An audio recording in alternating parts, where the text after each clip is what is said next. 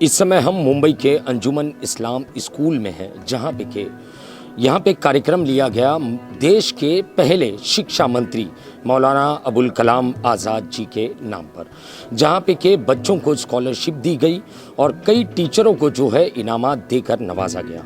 मेरे साथ में इस कार्यक्रम के आयोजक जो हैं हाजी बब्बू खान मेरे साथ में मौजूद हैं। सर, ये प्रोग्राम आपने लिया, क्या मकसद था, क्या सोच थी इस प्रोग्राम को लेने के लिए आपके मन में? जैसा कि मैं आपकी जानकारी के लिए बता दूं कि ये दिन हमारे लिए आज पहला दिन नहीं है जी।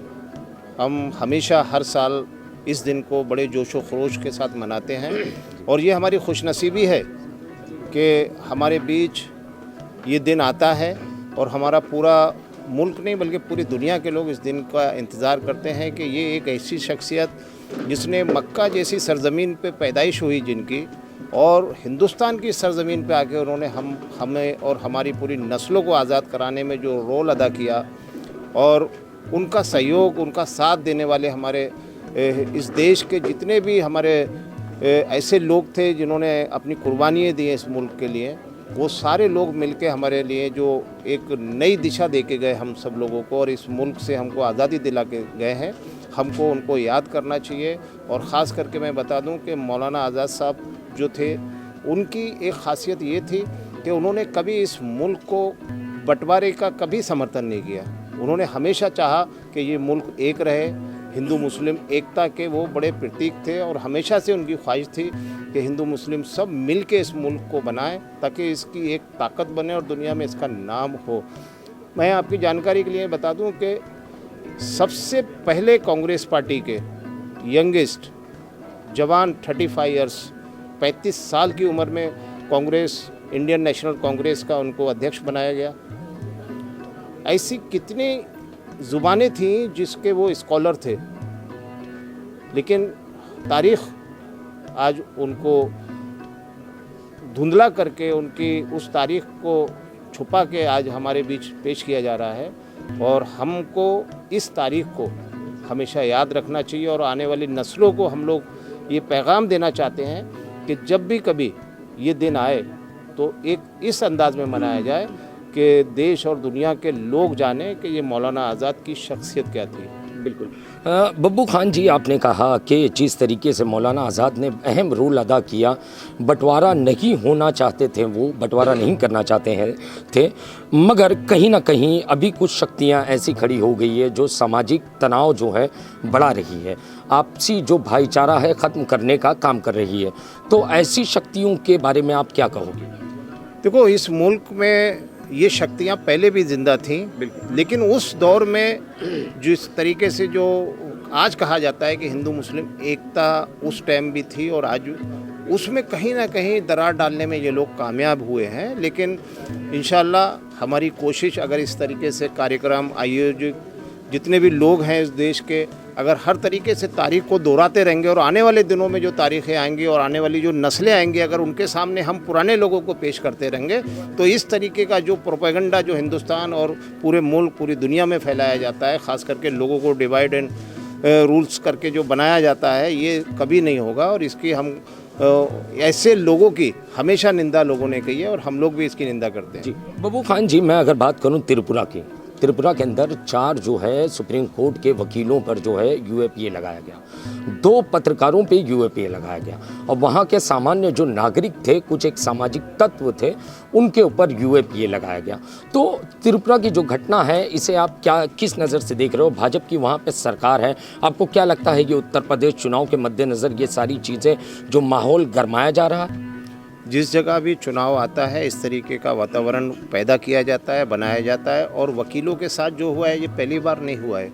हिंदुस्तान के 4 ऐसे जज जो सुप्रीम कोर्ट के जज थे, वो लोग रोड पे बैठ के उन्होंने प्रेस कॉन्फ्रेंस करके बताया कि उनके साथ क्या हो रहा है। तो वकील तो बहुत उनके सामने बहुत छोटे हैं, लेकिन उन वकीलों को मैं सलाम करना चाहूँगा, उनकी हिम्मत और दिलेरी को, कि वो उस जगह गए और उन्होंने जो सच्चाई थी, जो हकीकत था, वो लोगों के सामने पेश किया। अब ये काम सरकारों का रहता है कि वो उस पर क्या ध्यान देते हैं, लेकिन हम लोग उसकी लड़ाई, हमारा ख़ास करके minority department, all India minority department, उसके लिए बहुत सारी तैयारी करी है।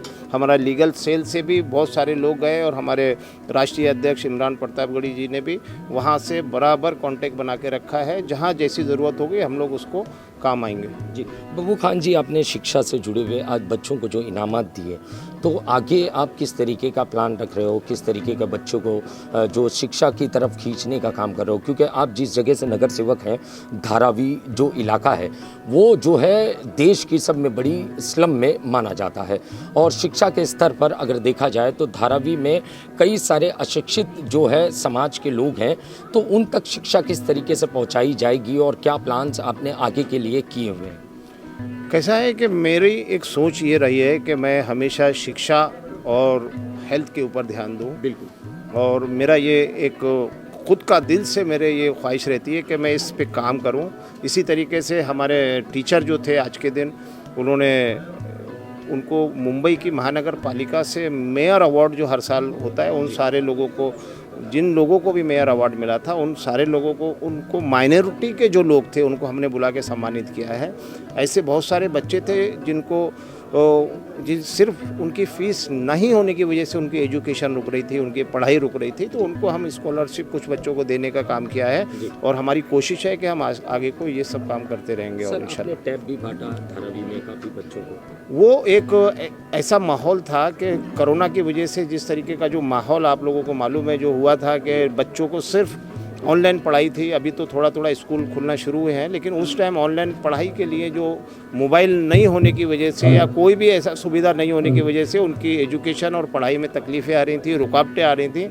हमारी एक कोशिश थी कि हम उन बच्चों तक पहुँचे और उनको वो चीज़ दें कि वो आगे एजुकेशन को तैयार कर सकें। बिल्कुल। ये थे हाजी बब्बू खान जी, जिन्होंने शिक्षा से जुड़े हुए आज जो बच्चे हैं जो कि स्कॉलरशिप नहीं ले पाते हैं, फीस नहीं दे पाते हैं, उन्हें जो है उनको जो है मदद की है पैसों से। और जिस तरीके से टीचर्स हैं जो बच्चों को पढ़ाते हैं उन्हें भी जो है मेडल्स दिए गए हैं, और मेडल जो दिए गए मौलाना अबुल कलाम आज़ाद जी के नाम का मेडल उन्हें दिया गया। मेरा सवाल था क्या शिक्षा सभी घर तक पहुंचनी चाहिए, तो उनका कहना था जी हाँ, मौलाना अबुल कलाम आज़ाद जी का लक्ष्य था कि शिक्षा जो है सब तक पहुंचे। तो मेरा काम ये होगा कि मैं जहां तक हूं लोगों तक शिक्षा पहुंचाऊं। और जिस तरीके से त्रिपुरा को लेकर मेरा सवाल था, त्रिपुरा में जिस तरीके से जो जंग छिड़ी हुई है एक नागरिकों और सरकार के बीच में, उसको लेकर मेरा सवाल था। वकीलों पे जो है यूएपीए लगाया गया, पत्रकारों पे यूएपीए लगाया गया। द वायर के एक पत्रकार ने सिर्फ अपने अकाउंट पे, ट्विटर अकाउंट पे सिर्फ इतना लिखा कि त्रिपुरा जल रहा है, उसके आधार पर उस पे भी यूएपीए लगा दिया गया।